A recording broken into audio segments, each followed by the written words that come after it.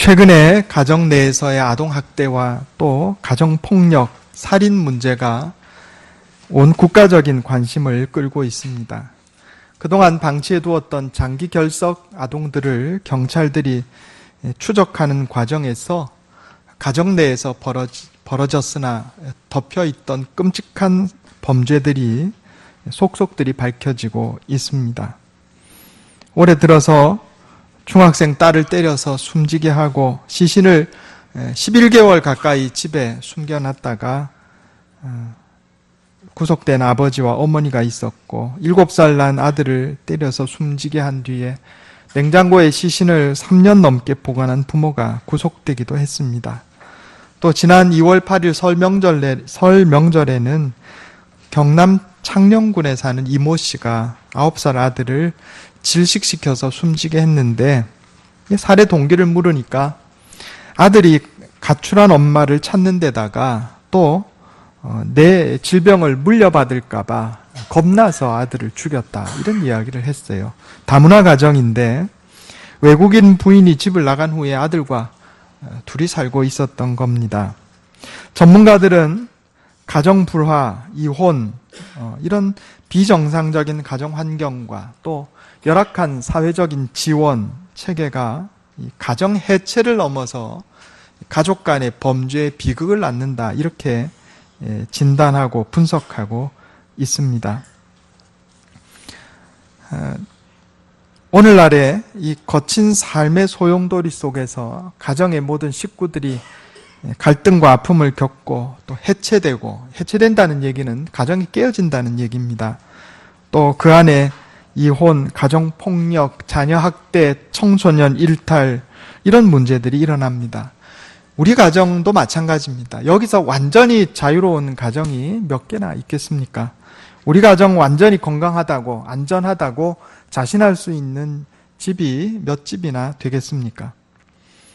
그런데 사실 성경을 살펴보면 성경 안에 등장하는 가정들도 오늘날 이처럼 해체되고 깨어지고 갈등하고 범죄가 일어나는 오늘날의 우리 가정들하고 별로 다르지 않다 하는 것을 알 수가 있습니다. 성경의 믿음의 조상들이 살았던 그 시대 가정들, 또 믿음의 조상들의 가정은 이상적인 가정이 아니겠는가, 이런 생각을 우리가 하기 쉽지만 한번 살펴볼까요? 아담과 하와, 인류 태초의 인류의 첫 가정입니다. 그 가정이 온전한 가정이었나요? 아니요. 가인과 아벨, 큰아들이 작은아들을 죽이는 그런 비극이 일어난 곳이 또 아담과 하와의 가정이었습니다. 아브라함 볼까요? 아브라함이 75세 때 하나님의 부르심을 받아가지고 가나안 땅으로 떠나가지고 가나안 땅에 도착을 했는데 10년이 지나도록 아브라함 85세가 되도록 하나님이 약속하신 자식이 없었어요. 그래서 사라가 자기 몸종 하가를 들여보내서 자식을 낳았는데 이스마엘입니다. 그래서 이스마엘 잘 키우고 있는데 100세가 돼서 약속의 아들 이삭이 태어났어요. 큰아들 15살, 작은아들 이제 1살인데 여기 갈등이 있었어요. 그래가지고 하갈과 그 아들 이스마엘이 쫓겨나는 일이 있었습니다. 이 정상적인 가정입니까? 정상적인 가정 아니에요.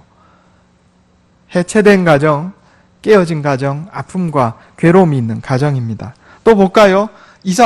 이삭과 리브가, 이삭은 편안하게 산 것 같지만 이삭과 리브가가 자식을 낳았는데 에서와 야곱이에요. 그런데 여긴 또 부모의 편의 문제가 불거졌습니다. 아버지는 큰아들 좋아하고 엄마는 작은아들 좋아하고 이래가지고 두 아들 사이가 서로 죽이려고 할 만큼, 사기를 쳐서 속이고 죽이려고 할 만큼 사이가 좋지 않았던 가정이 또 이삭과 리브가의 가정입니다. 그러면 야곱의 가정은 온전했나요? 야곱의 아내가 4명입니다. 우리 잘 아는 것처럼. 자, 그 중에 야곱이 정말 사랑했던 라헬이 낳은 자식 요셉을 좀 귀여워하고 옷도 좀 좋은 거 입히고 그랬더니 형제들이 질투를 해가지고요, 자기 형제, 비록 배다른 형제지만 형제 요셉을 죽이려고 하다가 이집트의 노예로 팔아버렸어요. 해체된 가정, 깨어진 가정, 갈등과 아픔이 있는 그런 가정입니다. 성경에 보면 이런 가정 이야기들이 수없이 나와요. 그러면 이런 깨어진 가정, 해체된 가정, 갈등과 슬픔과 아픔이 있는 가정의 자식들은 다 잘못됐는가? 다 잘못됐어요? 아니에요. 그런 어려움 때문에 고통받았던 자식들도 있겠지만, 그러나 하나님께서 은혜를 베풀어 주셔서 그 가정에도 귀한 자식들이 나오고 그 가정에도 훌륭한 자손들이 생산되었다는 것을 우리가 기억해야 하겠습니다. 그러니까 사실 우리 그리스도인 부모들이 제일 마음속에 중요하게 생각하고 마음에 새겨야 되는 가장 중요한 양육의 법칙이 뭐냐면 겸손하게 하나님의 은혜를 구하는 겁니다. 그냥 따라해 보겠습니다. 겸손하게 하나님의 은혜를 구합시다. 사실 이 세상 그 무엇도 내 마음대로 되는 거 없습니다. 하나님께서 복을 주셔야 복을 받는 겁니다. 자녀 양육도 마찬가지예요.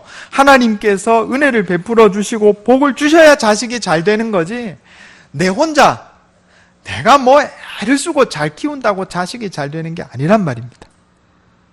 저도 이제 아이를 학교에 보내보니까 부모하고 있는 시간보다 학교에 있는 시간이 더 많아요. 요새 바깥에 있는 시간이. 바깥에 있는 아이 부모가 통제할 수 있나요? 없어요. 방법이 없더라고요. 영향을 미칠 수 있는 방법이 없어요.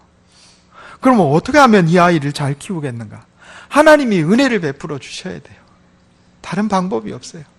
그래, 부모는 겸손하게 하나님의 은혜를 구해야 됩니다. 이게 중요합니다. 시편 128편 3절 4절에 보면 내 집 안방에 있는 내 아내는 결실한 포도나무 같으며 내 식탁에 둘러앉은 자식들은 어린 감람나무 같으리로다. 여호와를 경외하는 자는 이같이 복을 얻으리로다. 그랬습니다. 자식이 잘 되는 거는 부모가 애쓰고 수고해서 노력해서 얻는 대가가 아니고, 그죠? 일해서 품삯을 받듯이 부모가 애써서 노력해서 받는 대가로 자녀가 잘 되는 게 아니고, 자녀가 잘 되는 게 뭐라고요? 하나님이 은혜 베풀어 주셔서 복 주실 때 자녀가 잘 된다, 이런 얘기입니다. 이사야 44장 3절 4절에 보면 나는 목마른 자에게 물을 주며 마른 땅에 시내가 흐르게 하며 나의 영을 너의 자손에게 나의 복을 너의 후손에게 부어주리니 그들이 풀 가운데 솟아나기를 시냇가의 버들같이 할 것이라.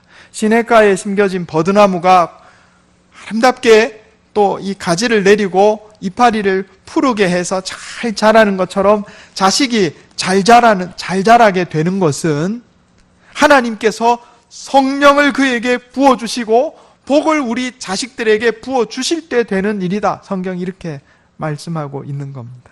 그러니까 우리가 절대로 잊지 말아야 하는 것은, 우리 자식이 잘 되는 것은 하나님의 은혜가 있어야 된다, 이 얘기입니다. 하나님께서 복 주셔야 된다 하는 겁니다. 어떻게 하면 하나님의 은혜가 임하고 어떻게 하면 하나님께서 우리 자식들한테 복을 주시는가? 우리가 우리 자식들을 잘 되게 해주지는 못해도 하나님으로부터 은혜를 받을 수 있도록, 하나님께로부터 복을 받을 수 있도록 우리가 그 자리는 마련해 줄 수 있어요. 그러니까 부모의 역할이라고 하는 것은 하나님의 은혜를 입고 하나님께 복을 받을 수 있도록, 자식들이 하나님의 은혜와 복을 누릴 수 있도록 자리를 마련해 주는 것이 부모의 역할이다. 우리가 이것을 기억해야 되겠습니다. 그러면 어떻게 하면 우리 자녀가 하나님 은혜와 복을 받는가? 중요한 원칙 두 번째입니다. 하나님의 마음에 드는 자녀로 키웁시다. 따라해 보겠습니다. 하나님의 마음에 드는 자녀로 키웁시다. 우리가 자식을 키울 때 자꾸 내 마음에 드는 자식으로 키우려고 그래요. 그러면 안 된다 하는 얘기입니다. 내 마음에 드는 자식으로 키우려고 생각하지 말고 누구 마음에 들게요? 하나님 마음에 들게. 이게 대원칙이에요. 우리 자식을 양육할 때 내 마음에 들게 키워야지. 이래 하지 말고 어떻게 하면 내 자식을 하나님 마음에 들게 키울까? 왜 이게 중요하냐면 우리 자식이 하나님 마음에 들게 성장하면 복이요, 줄줄이 복이 저에게 떨어지는 겁니다.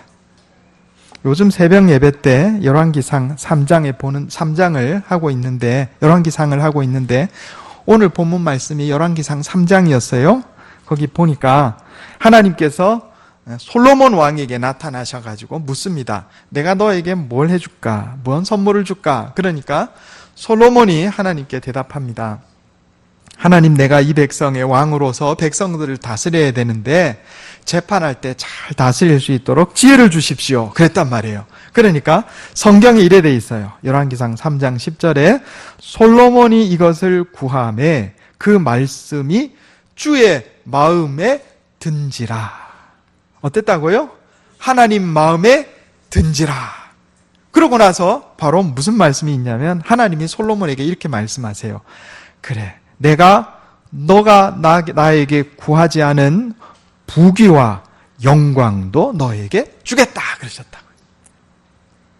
솔로몬이 하나님 마음에 들었더니 나머지가 해결이 됐어요. 부귀와 영광도 주시겠다는 거예요.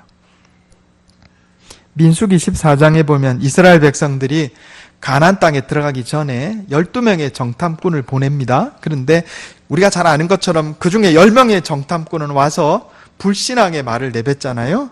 저 땅은 우리를 죽이는 땅이다. 그런데 여호수아와 갈렙만은 돌아와서 뭐라고 얘기합니까? 이렇게 기록되어 있어요. 민수기 14장 8절에 여호와께서 우리를 기뻐하시면 우리를 그 땅으로 인도하여 들이시고 그 땅을 우리에게 주시리라. 여기 똑같은 얘기 나와요. 하나님께서 우리를 기뻐하시면. 우리가 우리 자식을 하나님 마음에 들게, 내 마음에 들게 키우는 게 아니고 하나님 마음에 들게 키우면, 그래서 우리 자식이 하나님 마음에 쏙 들면 하나님께서 나머지 것들 채워주시는 겁니다. 부귀와 영화도 너에게 주노라.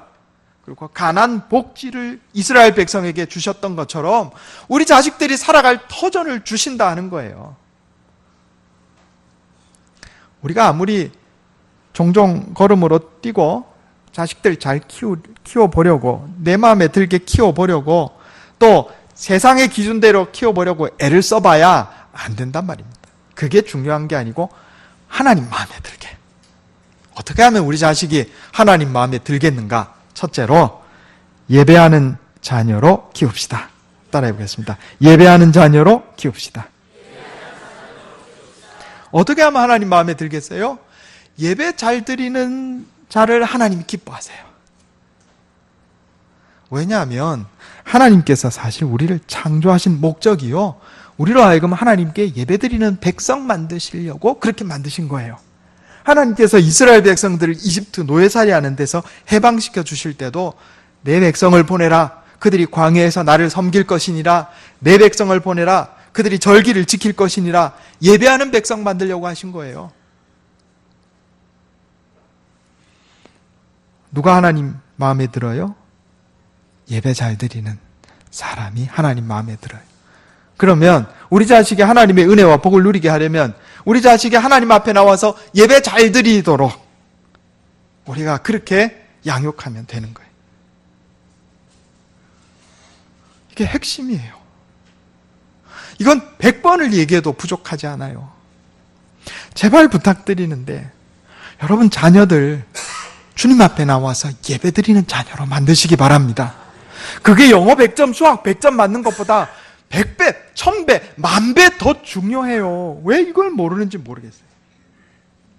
제가 2000년도 목사 안수 받아서 올해 16년째입니다. 수백 가정, 수천 가정을 봤어요. 그 중에 공부 잘하는 자식, 서울대학 자식 보낸 집도 있고요.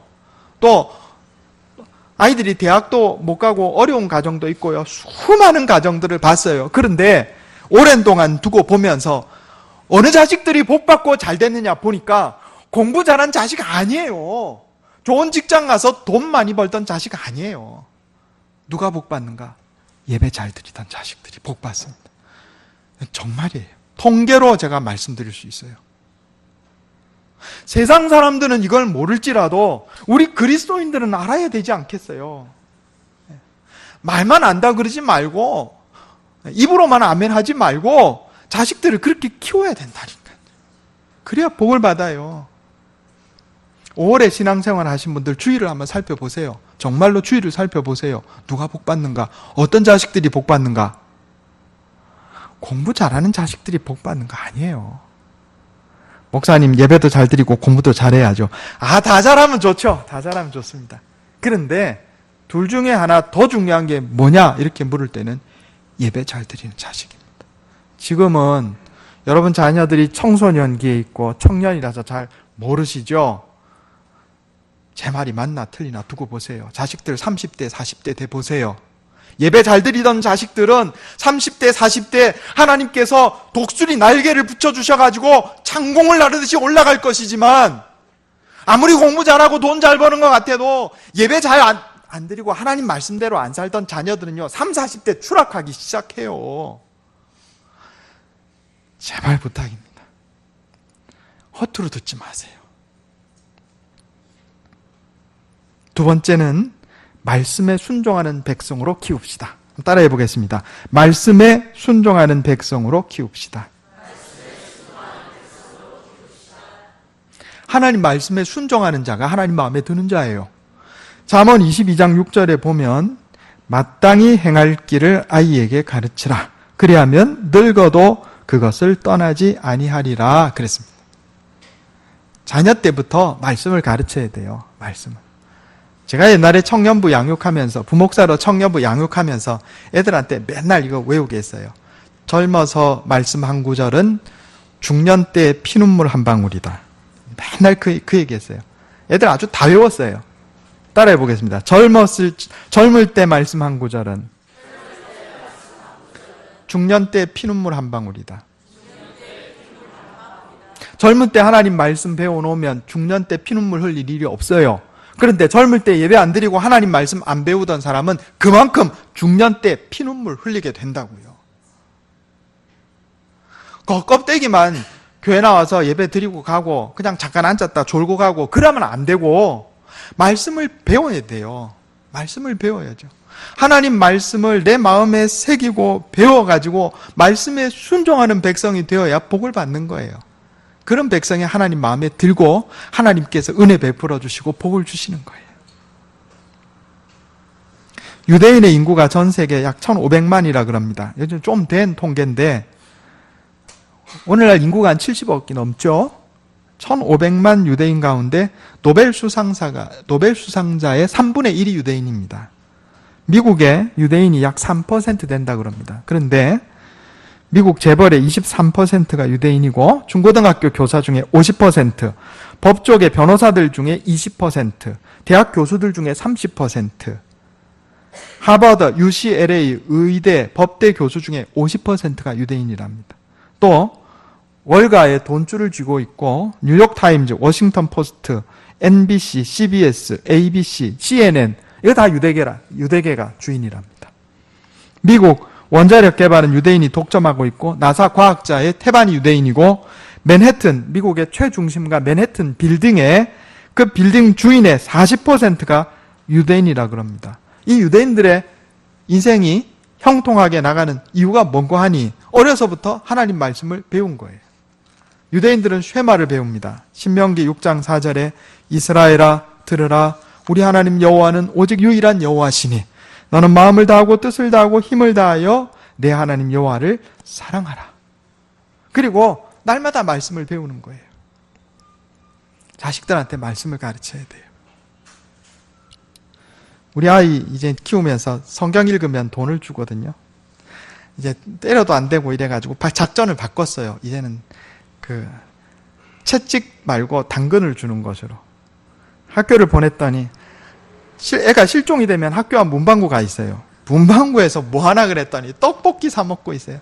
요새 떡볶이에 그냥 온통 정신이 빼앗겨가지고 떡볶이를 사 먹으려면 돈이 있어야 하잖아요. 그러니까 이제 돈에 대한 감각이 생겼어.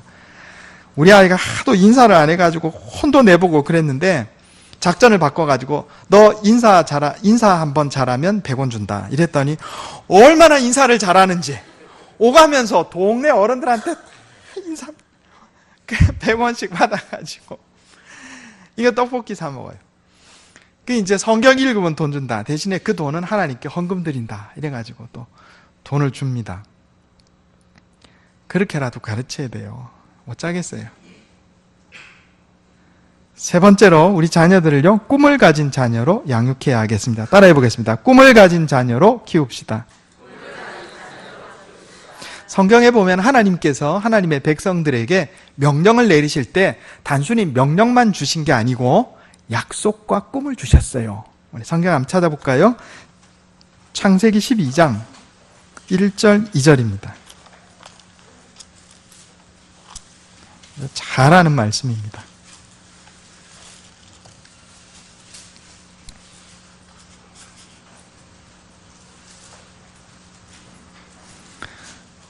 구약 13페이지입니다. 창세기 12장 1절 2절. 같이 한번 읽겠습니다. 자, 시작. 여호와께서 아브라함에게 이르시되 너는 너의 고향과 친척과 아버지의 집을 떠나 내가 내게 보여줄 땅으로 가라. 내가 너로 큰 민족을 이루고 내게 복을 주어 내 이름을 창대하게 하리니 너는 복이 될지라. 아멘. 여기 하나님께서 아브라함에게 너의 고향과 친척과 아버지의 집을 떠나서 내가 너에게 보여줄 땅으로 가라 이랬는데, 여기 직역하면 우리 한글 번역에 빠진 게 있어요. 너를 위해 가라 이렇게 돼 있어요. 히브리어 원문에. 누구를 위해서? 너를 위해. 그러니까 이거 하나님께서 아브라함에게 명령하실 때 막 강압적으로 너 가라 이렇게 하신 게 아니고, 부모가 자식한테 하듯이 잘 타이르면서 사랑으로 타이르면서, 얘야 고향과 친척과 아버지의 집을 떠나라. 혹시 그들이 너를 따라오지 않더라도 너는 떠나라. 왜냐하면 너를 위해 떠나라. 그게 너가 잘 되는 거다. 그리고 그 다음 2절에 하나님이요, 약속과 꿈을 주세요. 어떤 꿈? 너 큰 민족을 이루게 될 것이다. 꿈을 주신다고요. 너 이름이 크게 될 거다. 너는 복의 근원이 될 거야. 꿈을 주시는 거예요. 우리 자식들 키울 때도요, 이 꿈을 심어줘야 됩니다. 꿈을. 제가 옛날에 부목사로 중고등부 담당한 적이 있어요. 한번 말씀드렸나 모르겠어요. 수련회 애들 데리고 가기 전에 한번 모여가지고 프로그램 하는데 도화지 한 장씩 다 나눠주고, 너 이제 15년 후에 너의 모습을 한번 그려봐라 그랬다고요. 15년 후에 너의 모습을 그려봐라. 애들이 한 30분 정도 그림을 열심히 그렸어요. 그런데 제가 그 그림을 보면서 참 충격을 받았습니다. 충격. 한 30명 정도 도화지에 그림 그려서 냈는데 한 절반 정도, 15명 정도가 빌딩을 그려놨어요. 그래서 빌딩 있고 자기 옆에 사람 그림 있고, 그래서 뭐냐 그랬더니 빌딩이래요. 그 빌딩을 왜 그렸어? 그러니까 자기 꿈이 빌딩 주인 되는 거래. 왜 빌딩 주인이냐 그랬더니, 빌딩 주인 되면 빌딩에서 나오는 새 가지고 편하게 먹고 살겠다. 중학생들이. 세상에. 그게 15년 전, 15년까지는 안 되고, 한 15년 전 얘기예요. 15년 전. 세상에. 제가 꿈이 없는 세대로구나. 이 일을 어떻게 해야 되냐, 이제. 우리나라 이 앞날을 어떻게 해야 되나 도대체. 꿈이 없는 세대로구나. 물론 빌딩 주인이 되는 것도 꿈은 꿈인데 여러분, 너무 심하잖아요.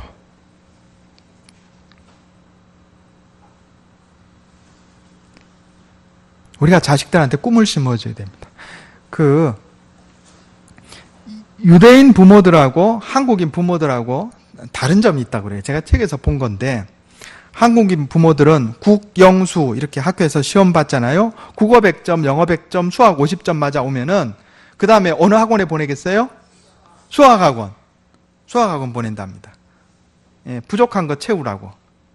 유대인 부모들은 국어 100점, 영어 50점, 수학 50점 받으면 어느 학원에 보낼까요? 국어학원 보냅니다. 왜? 너 잘하는 거 밀어줄 테니까 쭉 잘하는 거 하라고.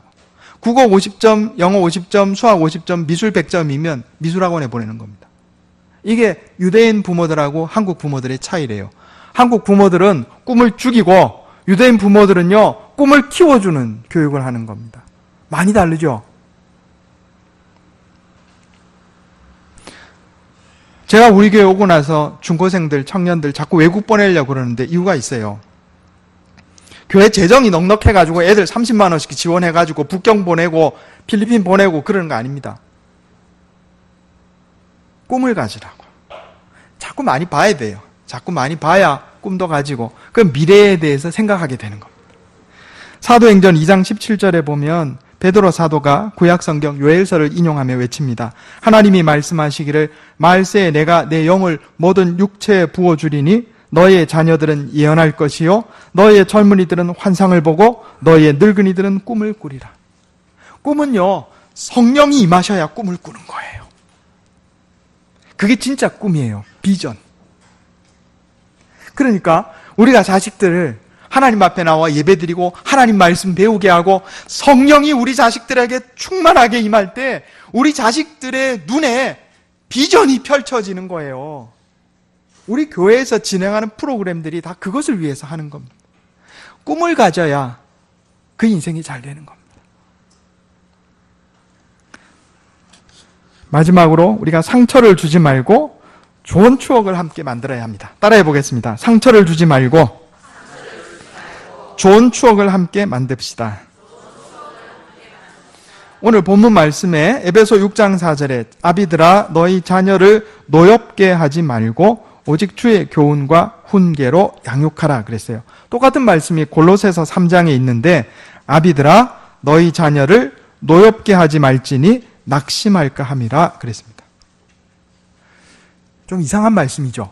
보통 우리가 자식들을 향해서 부모를 노엽게 하지 마라 이렇게는 많이 가르쳐도 부모를 향해서 자식을 노엽게 하지 마라 이렇게 가르치는 가르침은 성경 외에는 없습니다. 제가 알기로. 제가 논어 맹자 또 중용, 대학, 명심보감 다 읽어봤는데 부모는 자녀를 노엽게 해서는 안 된다 본 적이 없어요. 불경도 제가 많이 읽어봤어요. 그런데 그 가르침에 부모가 자녀를 노엽게 하지 말라는 가르침 들어본 적이 없어요. 없어요. 성경에만 있어요. 특별한 가르침입니다. 여기 자녀를 노엽게 한다 하는 것은 분개하게 하다, 성나게 하다, 자극하다 이런 말입니다. 자극하다.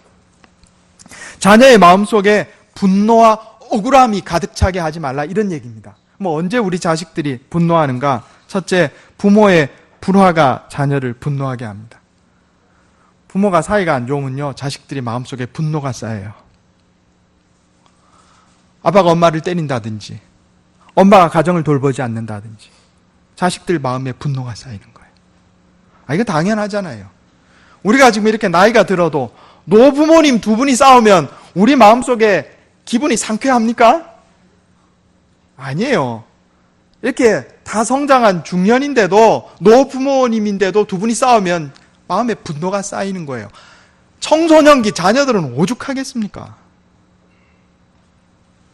신체적인 정서적인 학대가 자녀를 분노하게 합니다. 부모의 욕심이 자녀를 분노하게 합니다. 제가 아까 말씀드린 것처럼 국어 영어 100점 맞았는데 칭찬 안 하고 너 수학 50점이니까 수학학원에 가. 이게 자녀를 분노하게 만드는 거예요. 유대인 속담에 탈무드에 이런 말이 있습니다. 자식들의 개성을, 여기서 말하는 개성은 영어의 캐릭터를 지금 개성으로 번역했어요. 자식들의 개성을 비교하면 모두 살리게 되지만 자식들의 머리를 비교하면 모두 죽이게 된다. 너는 영어 잘하는구나. 너는 수학 잘하는구나. 너는 미술 잘하네. 너는 요리를 잘하네. 이렇게 하면 자식들이 다 사는데, 자, 시험 성적 가져와. 너는 100점, 너는 90점, 넌 80점, 70점, 나머지 다 무릎 꿇어. 너 100점, 너만 잘했다. 이러면 자식들 다 죽인다는 거예요.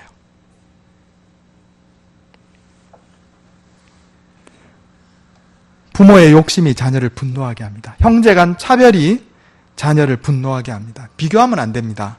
옆집 아이하고도 비교하면 안 됩니다. 이거는 사람이 다 그래요. 아내가 말이에요. 어느 날 밤에 집에 와가지고 옆집 어느 집 아빠는 돈도 잘 벌어오던데 그러면 남편 마음속에 기분이 상쾌합니까? 분노가 쌓이는 거예요. 남편이 와가지고 옆집 아줌마는 저렇게 이쁜데 당신 도대체 뭐하냐? 이렇게 얘기하면 기분이 상쾌합니까? 분노가 쌓이죠. 자식들도 똑같아요. 옆집 아이하고 비교하지 마세요. 누구는 어떤데 그런 얘기하지 마세요. 큰 아이는 어떤데 너는 왜 그러냐? 작은 아이한테 그런 말씀하지 마세요. 분노가 쌓여요. 자식들 분노케 하지 말라 하는 말씀은 이렇게 여러 가지로 적용이 가능합니다. 이게 성경에 2번이나 나와요. 2번이나. 가정에 관한 교훈이 그렇게 많지 않은데 신약 성경에 그 중에 2번이나 나와요. 중요하단 말씀입니다. 자녀를 분노하게 하면 안 돼요.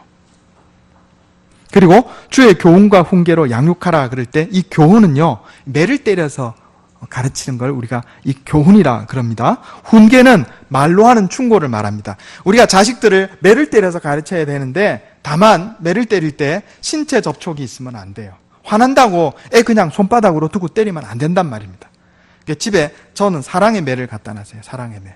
저 위에 얹어놨거든요. 그래서 애를 때려야 되겠다 싶을 때는 거기까지 갔다가 오는데 한 3, 4초 걸려요. 그러면 우리 마음속에 있는 감정이 다 사라집니다. 이제 매를 때려야 하는 이유만 남는 거예요. 아이를 감정으로 때리면 비뚤어져요. 또 신체적인 직접 접촉으로 때리면 비뚤어져요. 그러니까 매로 때려야 된다. 간접적으로. 또 하나 훈계, 말로 하는 충고. 우리가 자식들한테 말을 걸어서 대화하는 중에 아이들을 가르칠 필요가 있습니다. 그런데 야, 너 이리 와봐. 나하고 엄마 아빠하고 얘기 좀 하자. 이러면 애가 얘기를 잘 할까요? 자식하고 대화를 많이 하라고 그랬으니까, 하루에 꼭 30분씩 대화를 하라고 그랬으니까, 야, 이제부터 하루에 30분은 엄마 아빠하고 대화하는 시간이다. 너 그 시간에 꼼짝 말고 여기 무릎 꿇고 앉아봐. 나하고 얘기 좀 하자. 이러면 애가 얘기 잘 해요? 얘기 안 해요. 제가 지난 주간에 수요일 목요일에 총회 피택자 교육 지도자 세미나에 참석했는데 여기 그리스도인의 가정생활에 대해서 또 배웠어요. 그 강사분이 이런 얘기 하더라고요. 자녀와 대화하는 법 강의하시면서 너 이리 와봐, 이야기 좀 해, 이렇게 하면은 안 되고 뭘 같이 하면서 대화를 하라더라고요. 같이 하면서. 뭘 같이 해야 되겠어요? 운동을 같이 한다든지 등산을 같이 한다든지 또 뭐 해야 되겠어요? 밥을 같이 먹는다든지. 하다못해 텔레비전이라도 같이 보면서 얘기하라는 거예요. 텔레비전이라도. 그게 야, 너 이리 와봐, 엄마 아빠하고 얘기 좀 해, 이거보다 100배 낫다는 겁니다. 텔레비전 뭐 봐요? 태후 보면서. 태후. 난 태후라고 그래서 뭐 요즘 사극하나 그랬어요. 처음에 서태후 뭐 이런 거 있잖아요. 태양의 후예 보면서, 같이 보면서 얘기를 하라고요. 대화를 시도해요. 자연스럽게. 이 기술입니다. 러시아의 유명한 문호 도스토옙스키는 좋은 기억, 특별히 어렸을 때 가정생활에 있어서의 좋은 기억처럼 장래 깊은 감화를 주는 것은 없다. 귀하고 성스럽고 사랑이 넘치는 좋은 기억은 최대의 교육이 된다. 그런 기억이 있는 사람은 최후까지 인생길을 바로 걸을 수 있다. 그런 기억이 단 하나만 있어도 그를 많은 죄악 가운데서 건질 수 있다 그랬어요. 그러니까 가족 간의 생활 가운데 좋은 추억이 있어야 된다 하는 얘기입니다. 그저 우리 집만 생각하면 맨날 아버지 술 잡수고 들어와갖고 엄마 때리던 기억, 우리 때리던 기억, 엄마 맨날 혼나던 기억, 엄마 집 나가던 기억. 여러분, 이런 기억밖에 없는 자녀가 어떻게 잘 되겠어요? 어렵다 하는 얘기입니다. 물론 그런 가정이라도 하나님께서 불쌍히 여겨주셔서 은혜 베풀어 주시면 그거 싹 지우고 하나님께서 복 주셔요. 그러나 우리는 우리가 해야 할 일을 해야 하잖아요. 그러니까 가정 안에서 좋은 추억을 만들어야 됩니다. 이건 교회도 마찬가지예요. 교회도 성도들이요, 교회에 나와서 좋은 추억을 만들어야 돼요. 제 목회의 중요한 목표 중에 하나가 그겁니다. 성도들이 교회에 와서 좋은 추억을 만들 수 있게. 교회 오면 맨날 싸우던 기억밖에 없고, 또 학생들이 교회 오면 맨날 권사님, 장로님 양장 꿀밤 주면서 시끄러, 잘 가서 놀아, 이런 기억밖에 없으면 그 아이들 고등학교 졸업하면 교회 안 나와요. 교회 갔더니 혼자는 못 가는 여행 보내줘가지고 외국에도 나가보고, 교회 왔더니 어른들이 이쁘다면서 사탕도 사주고 짜장면도 사주고, 교회 왔더니 사람들이 따뜻하게 격려해주고 서로 간에 사랑을 나누고, 이런 기억들이 있을 때 우리 영혼이 건강하게 자라는 겁니다. 교회 와서요, 여러분 너무 힘들게 일하지 마세요. 제 교회 행사 안 만들잖아요. 그래서 교회 행사 왜 안 만드는지 아세요? 여러분도 힘들고 나도 힘들고 교회 와서 힘들면 제일 중요한 거, 우리가 하나님께 예배드리는 거, 하나님 말씀 배우는 거, 기도하는데 소홀히 하게 돼 있어요. 사람 에너지가 한계가 있기 때문에 그래요. 그래서 가장 중요한 하나님께 예배드리고 말씀 배우고 기도하는 데는 우리가 최선을 다해서 모든 에너지를 쏟아서 할 것이지만 그 이외의 것들은 설렁설렁 해도 됩니다. 돼요. 괜찮아요. 별 문제 없어요. 밥이 맛없으면 김밥 사서 먹으면 되고요. 그래요. 거기에서 뭐 사생결단 낼 것처럼 서로 싸울 거 하나도 없어요. 어느 목사님이 설교하실 때 한국과 일본, 미국의 부모 차이점을 이야기하신 적이 있습니다. 자녀가 집을 나설 때 한국의 부모들은 얘야 누구에게도 치면 안 된다. 네가 1등 해야 된다. 일본의 부모들은 다른 사람에게 폐를 끼치지 말아라. 미국의 부모들은 남에게 도움이 되고 인류에 공헌을 하는 사람으로 커라. 이렇게 가르친대요. 누가 제일 좋아요? 미국 부모. 우리가 잘 안 됩니다. 학교에서 우리 아이가 어떤 친구하고 사귀는데 그 친구가 좀 말썽쟁이다. 그러면 야, 걔랑 놀지 마라. 이래 가르치죠. 너가 그 아이에게 좋은 친구가 돼야 된다. 이래 가르치는 부모 몇 명이나 됩니까? 우리 반성해야 됩니다. 자녀 교육은 지식의 전달이 아닙니다. 나는 어디서 와서 어디로 가고 무엇을 위해 살 것인지에 관한 인생의 핵심적인 가치를 가르치고 신앙을 전수하는 것이 자녀 교육이다 하는 겁니다. 유대인들은 어려서부터 나 없는 하나님은 계셔도 하나님 없는 나는 존재할 수 없다 이렇게 가르친다고 합니다. 우리가 신앙 안에서 자녀를 잘 양육할 때 하나님께서 내게 주신 부모의 사명을 잘 감당하는 것이 되고 또 그렇게 자란 아이가 하나님께 영광을 돌리고 인류에 공헌하는 복된 아이로 자라나게 되는 것입니다. 이런 은혜와 복이 저와 여러분의 가정에 함께 하시기를 예수님의 이름으로 축원합니다. 기도하겠습니다. 하나님 아버지, 우리가 자녀를 낳고 키울 때 하나님의 은혜 안에 키우기를 원합니다. 내 힘으로 되지 않음을 고백하오니 우리의 해체된 가정, 슬픔과 아픔이 가득한 가정의 현실을 주님 앞에 고백하오니 주여 우리 가정에 은혜를 베풀어 주셔서 자녀들이 복되게 건강하고 복되게 잘 자라게 해 주시옵소서. 하나님 부모의 역할을 감당하기를 원합니다. 예배자로 양육하게 해 주시옵소서. 하나님 말씀에 순종하는 백성으로 양육하게 해 주시옵소서. 자녀에게 꿈을 심어주는 성령이 역사하셔서 꿈을 갖게 하도록 자녀에게 꿈을 전해주는 그런 부모가 되게 해 주시옵소서. 자녀의 마음에 분노가 쌓이게 하는 어리석은 자 되지 말게 하시고 가정 안에서 좋은 추억을 함께 만들어가는 지혜로운 부모 되게 해 주시옵소서. 이것이 내 힘과 능력으로 되지 않음을 고백합니다. 날마다 말씀으로 나를 깨우쳐 주시고 성령으로 인도하여 주시옵소서. 우리 가정에 은혜 베풀어 주시고 복 내려 주시옵소서.